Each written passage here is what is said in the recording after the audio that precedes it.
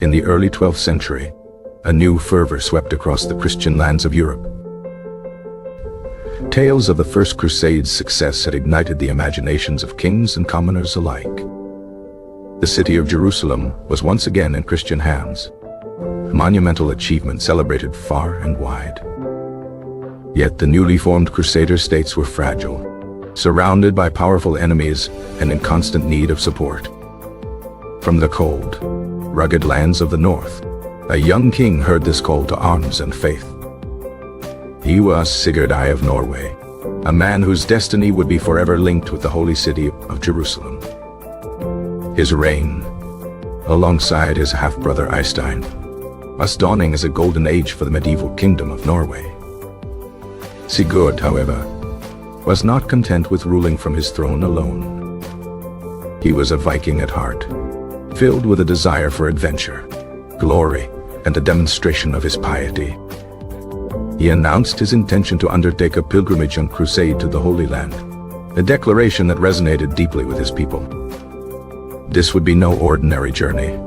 It would be the first time a European monarch personally led such an expedition to the east.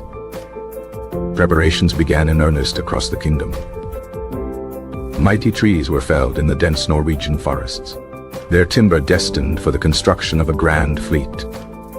Shipbuilders, the best in the land, worked tirelessly, their axes and hammers echoing in the fjords. They crafted 60 magnificent longships, vessels designed to withstand the perils of the open ocean. Each ship was a masterpiece of Viking engineering, with high, curving prows often carved into the fearsome likeness of dragons. Thousands of men, estimated to be around 5,000, flocked to join their king.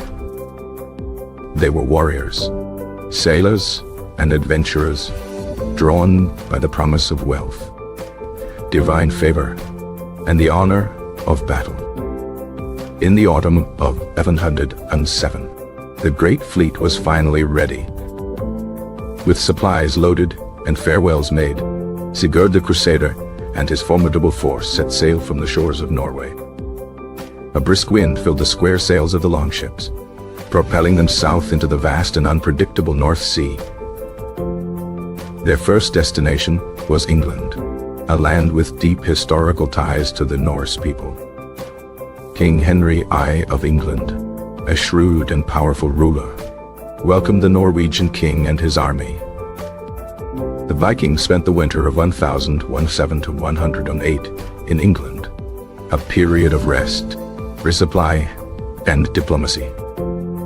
As spring arrived in 708, the Norwegian fleet once again took to the sea. They navigated the treacherous English Channel and sailed south along the coast of Francia. Their journey took them towards the Iberian Peninsula, a region that was a complex mosaic of Christian kingdoms and Muslim taifas. Sigurd's fleet anchored near the town of Santiago de Compostela in the Christian kingdom of Galicia. Initially, the local lord had promised to provide food and supplies for the Norwegian Crusaders. However, as winter approached, these promised provisions failed to materialize, leading to tension and hardship. Faced with a starving army, Sigurd took decisive action, leading his men to raid the local lord's castle and seize the necessary supplies. This act, born of necessity, demonstrated Sigurd's commitment to his men's survival. Continuing their voyage, the fleet sailed along the coast of Portugal. They engaged in several battles, capturing 8 Saracen galleys from a pirate fleet. A significant engagement occurred at a castle in Sintra, which they conquered, converting its inhabitants to Christianity. The fleet then arrived in Lisbon, a city described as half Christian and half heathen, a crossroads of cultures and faiths. Here, they fought another battle and emerged victorious, securing more treasure. Their journey continued, and they successfully fought a major battle at the town of Alcácer do Sal, killing so many infidels that the town was said to be left empty. After another victory against a pirate squadron, near the Strait of Gibraltar. They sailed into the Mediterranean Sea, leaving the Christian lands of Iberia behind. Their new targets were the Balearic Islands, known throughout the Mediterranean as notorious pirate havens. These islands, controlled by Muslims, were a constant threat to Christian shipping. Sigurd saw an opportunity to strike a blow against the infidels and secure his passage east. The first island they reached was Formentera. The Norse sagas describe the island's inhabitants, the Blamen, or Blue Men, living in caves and fortified positions. The Norwegians had to climb steep cliffs with ropes to assault the pirate stronghold. After a fierce and difficult battle, Sigurd's forces were victorious, gathering immense treasures, the largest they had yet acquired. Flushed with success, they moved on to the neighboring islands of Ibiza and then Minorca. On both islands, they fought successful battles, further diminishing the pirate threat and adding to their growing wealth. These were the first recorded Christian attacks on the Islamic Balearic Islands, a significant moment in the long history of conflict in the Mediterranean. With the pirates of the Balearics defeated, the path to the east was clearer.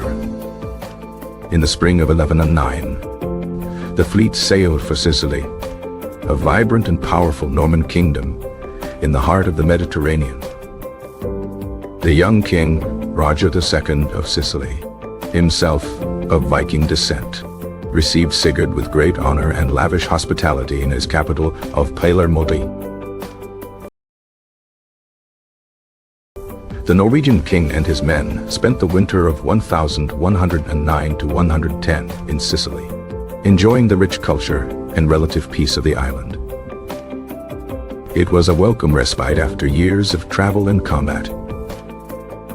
In the summer of 1010, the final leg of their sea journey began. The Norwegian longships, their sails billowing in the Mediterranean sun, made their way to the Crusader kingdom of Jerusalem. They landed at the port of Acre, a bustling hub of trade and military activity.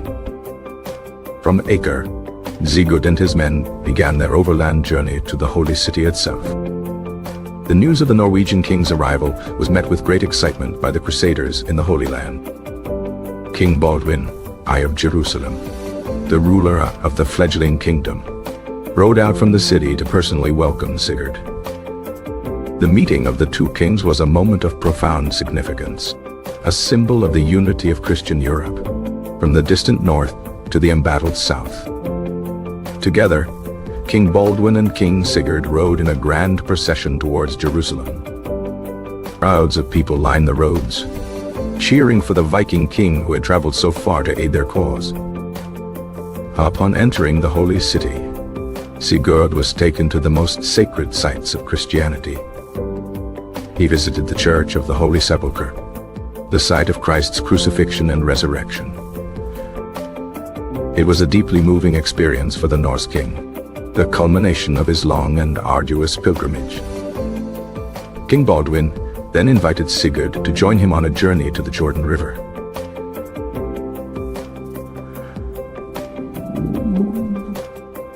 There, in the very waters where Jesus was said to have been baptized, Sigurd reaffirmed his faith.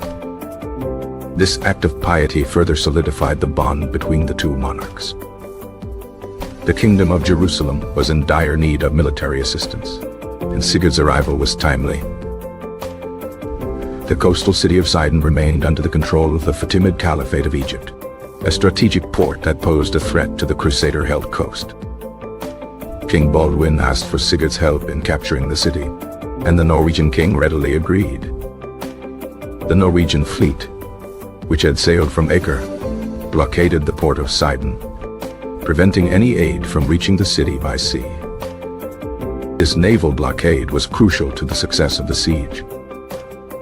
On the landward side, the forces of King Baldwin, aided by a contingent from Venice, led by Dogi Ordelafo Faliero, laid siege to the city's formidable walls.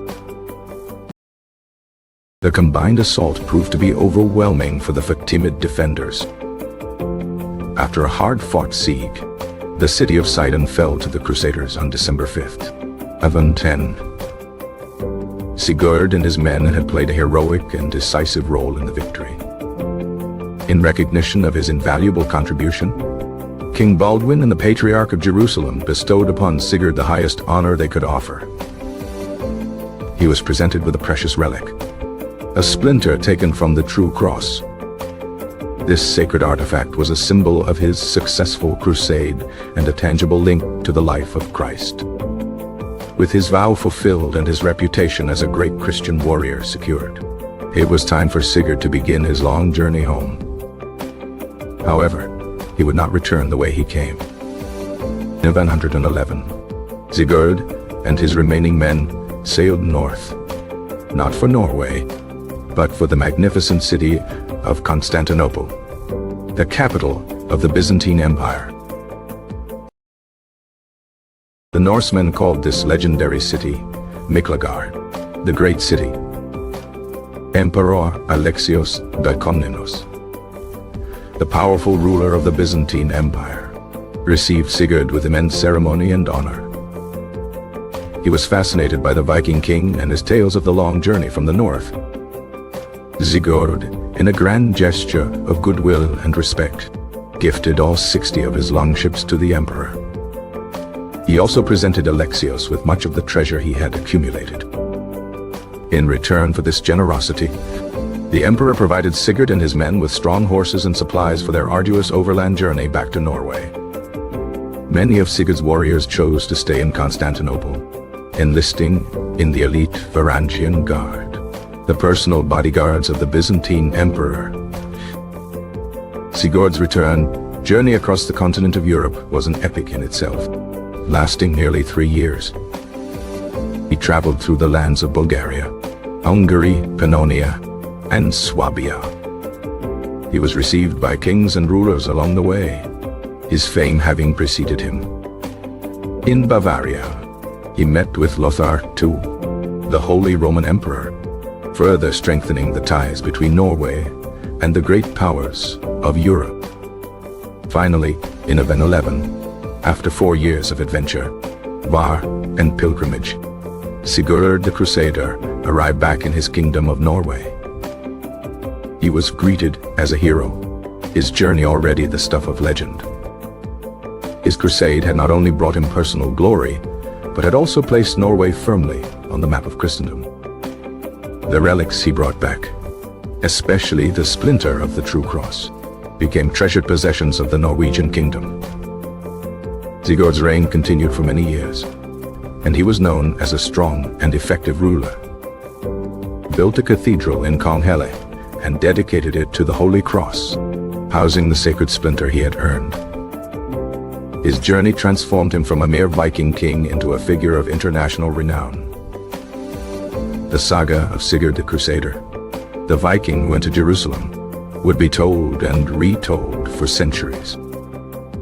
It was a story of faith, courage, and the unyielding spirit of adventure that defined the Viking Age.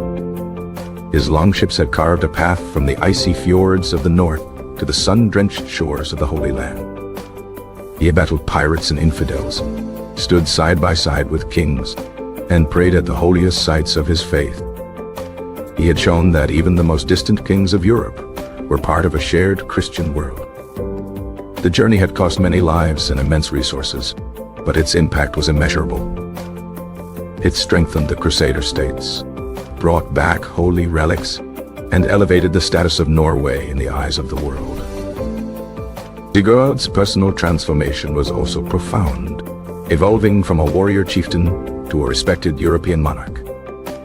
The golden age of his reign was in many ways a direct result of the prestige and knowledge gained during his incredible expedition. The tales of his encounters in England, Iberia, Sicily, and the Byzantine Empire broadened Norway's horizons. The men who returned with him brought back new ideas, new skills, and a new understanding of the wider world. The treasures he distributed stimulated the economy, while the stories he told inspired a generation. His legacy was not just one of conquest, but of connection.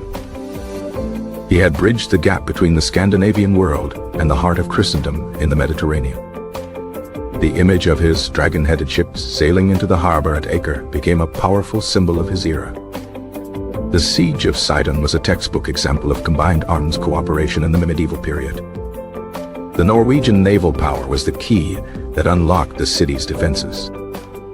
This victory secured a vital part of the coastline for the Kingdom of Jerusalem, making the entire state more defensible. The splinter of the True Cross served as a powerful political and religious tool for the Norwegian monarchy for decades to come. It legitimized their rule and reinforced their connection to the divine. Sigurd's overland return was as diplomatically significant as his military campaign. It allowed him to build personal relationships with some of the most powerful rulers in Europe. These connections would benefit Norway in the years that followed, fostering trade and political alliances. The decision to leave his ships in Constantinople was a masterstroke of diplomacy. It was a gift of immense value that cemented a strong alliance with the Byzantine Empire. The emperor's reciprocal gift of horses was equally practical, enabling the difficult but prestigious land journey home. The men who joined the Varangian Guard continued to serve as a link between Norway and the East. Their letters and stories, and the wealth they sent home, maintained a flow of information and influence. Sigurd's journey was a testament to the mobility and ambition of the Norse people, even at the tail end of the Viking Age. Demonstrated that their maritime skills were unparalleled in Europe. The Crusade was also a significant event in the history of the papacy, showcasing the Pope's ability to inspire military action from the farthest corners of Christendom. The narrative of the journey, as recorded in the sagas, became a cornerstone of Norwegian national identity. It was a source of pride and a reminder of a time when their king stood on the world stage. Sigurd's actions in Galicia, while controversial, highlighted the logistical challenges of moving a large army through foreign lands. It was a harsh lesson in the realities of medieval military campaigns. The battles in the Balearic Islands were a private war within a larger crusade, a campaign against piracy that benefited all of Mediterranean trade. It showed Sigurd acting as a king responsible not just for his own men, but for the general good of Christendom. His winter in Sicily provided a glimpse into the sophisticated and multicultural Norman court. It was a world away from the rugged simplicity of Norway, and the experience likely influenced his own style of rule. The welcome he received from King Roger II was a recognition of their shared Norman, and ultimately Viking, heritage. It was a meeting of cousins, separated by geography but united by ancestry. The sight of the Norwegian fleet arriving in the Holy Land must have been a source of immense morale for the beleaguered Crusaders. It was tangible proof that they were not forgotten by their brethren in Europe. The joint pilgrimage to the Jordan River was a powerful act of political and religious theater. It visually represented the alliance between the established Crusader king and the newly arrived Viking king. The relic of the True Cross was more than just a piece of wood.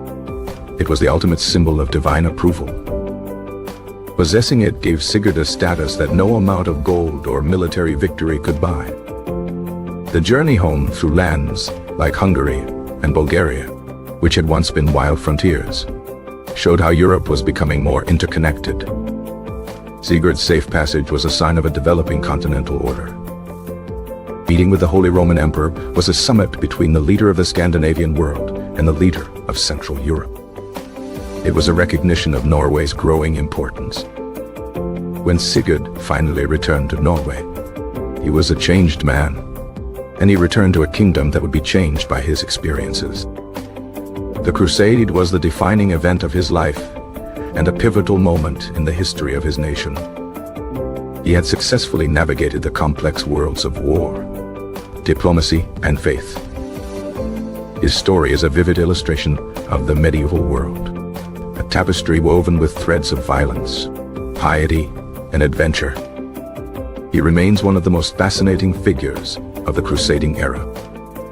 His name, Sigurd Sigurd the Jerusalem Farer, is a title he earned through a journey of thousands of miles. It is a name that echoes through the halls of history, a testament to the Viking who became a Crusader king. The legacy of his journey is etched into the stones of the churches he built and the words of the sagas that sing his praise. It is a story that continues to capture the imagination, a grand adventure from a bygone age. The final chapters of his life were spent consolidating his rule and enjoying the peace he had fought so hard to secure. His kingdom prospered under his guidance, benefiting from the stability he provided. The memory of his great journey served as an inspiration for future generations of Norwegians. It was a benchmark against which subsequent kings would be measured. And so, the tale of Sigurd the Crusader endures, a powerful narrative of a king who dared to venture to the ends of the known world.